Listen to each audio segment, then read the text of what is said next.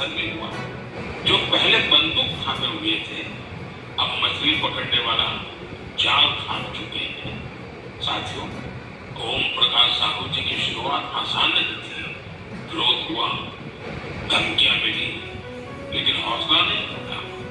जब प्रधानमंत्री मत्स्य संपदा योजना आई, नई ताकत मिली, सरकार से ट्रेनिंग मिली, तालाब बनाने में मदद मिली और देखते देखते गुमला में मत्स्य क्रांति का सूत्रपात हो गया। आज बासिया ब्लॉक के 150 से ज्यादा परिवार मछली पालन से जुड़ चुके हैं। कई तो अब वे गांव में ही सम्मान से जीवन जी रहे हैं और दूसरों को रोजगार दे रहे हैं। यहाँ आकर के सीखने लगे। मणि मारन जी ने लोगों को सिखाया कि तमिल सुपाम लीफ मैन्युस्क्रिप्ट को पढ़ने और समझने की विधि क्या होती है। इस विधा में पारंगत हो चुके हैं। कुछ स्टूडेंट ने तो इन पांडुलिपियों ने मेडिसिन सिस्टम पर रिसर्च भी शुरू कर दी है। साथियों, सोचिए, अगर ऐसा प्रयास देश भर में हो तो हमारा पूरा भारत सरकार ने इस वर्ष के बजट में एक ऐतिहासिक पहल की घोषणा की है। प्राचीन पांडुलिपियों को डिजिटाइज किया जाएगा, फिर एक नेशनल डिजिटल रिपोजिटरी बनाई जाएगी।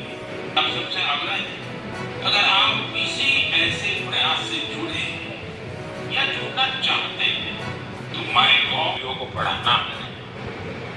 मेरे प्यारे देशवासियों, अगर आपसे पूछा जाए कि आपके आसपास कितनी तरह के पक्षी हैं, चिड़िया हैं, तो आप क्या कहेंगे? शायद यही कि मुझे तो रोज ये चिड़िया देखी जाती है। कुछ जानी पहचानी होती है, कुछ अनजानी, लेकिन प्रजा क्या रहती है, हारी है कि ऐसा ही शानदार प्रयास जगह हिलों के लिए मशहूर है। लेकिन इस बार चर्चा का विषय बना है यहाँ के घास के मैदान पर सेंसस हुआ है। आप जानकर खुश होंगे, इस सेंसस की वजह से पक्षियों की 40 से ज्यादा प्रजातियों की पहचान हुई है। इनमें पहचान क्या है? इसमें टेक्नोलॉजी ने कमाल किया।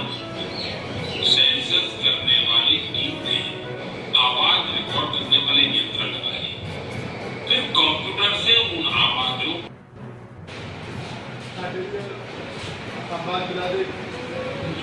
चेयरमैन और सारी डिस्ट्रिक्ट ट्रेनिंग दी गई और उन्होंने मिलकर शहर की तस्वीर बदल डाली। गोवा के पणजी शहर का उदाहरण भी प्रेरक है जाता है और इसका नेतृत्व भी महिला पुरस्कार भी मिला है। साथियों, स्वच्छता सिर्फ एक वक्त का आज जो मन की बात का प्रोग्राम मंडल बीजेपुर के गांव, जहां हमारा जो रामपुर गांव है, वहां पर रखी गई थी, जहां सारे गांव वासियों ने बैठ के मन की बात को ध्यान से सुना और प्रधानमंत्री नरेंद्र भाई मोदी जी ने जो बातें बताई उस पर गौर से किया।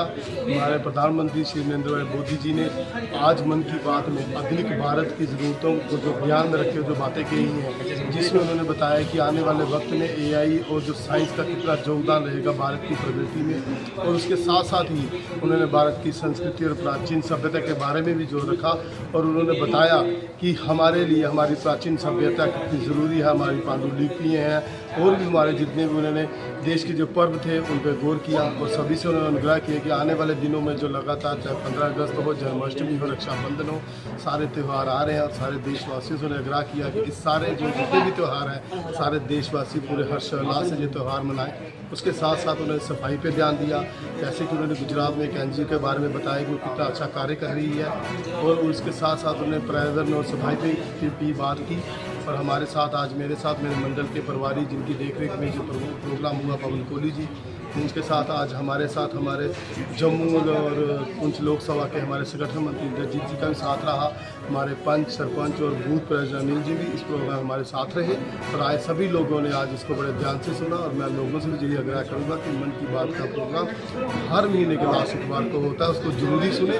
मन की बात का प्रोग्राम एक ऐसा प्रोग्राम है जब हम सभी एक साथ इकट्ठा बैठ के सुनते हैं हर महीने के लास्ट संडे को। तो हम सब जब एक साथ बैठते हैं अपने ग्राम की समस्याओं के बारे में पता चलता है, आस पड़ोस में अगर कोई समस्या है, कोई हमारा पड़ोसी दुखी है, कोई कुछ है, तो उसकी समस्या के बारे में पता चलता है। इसलिए सारे लोगों से मेरी गुजारिश है कि मन की बात का प्रोग्राम हर संडे आधा घंटा निकाल के जरूर सुनें। जय हिंद, जय भारत।